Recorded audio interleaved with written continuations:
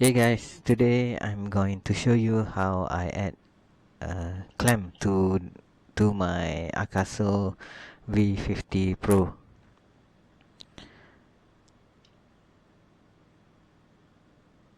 First, you need to make a hole on the clamp, and you need a handlebar, the one that we use usually on a bicycle handle or something like that. Okay, you tighten the clamp, the battery clamp, to the handlebar like this.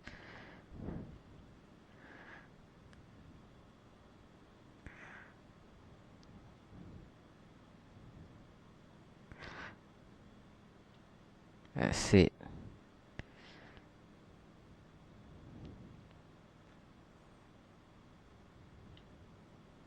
Next,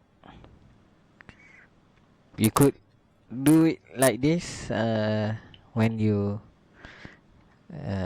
loosen the clamp. Loosen the clamp and turn it like this and put the self stick inside the handlebar hole. We could add some of the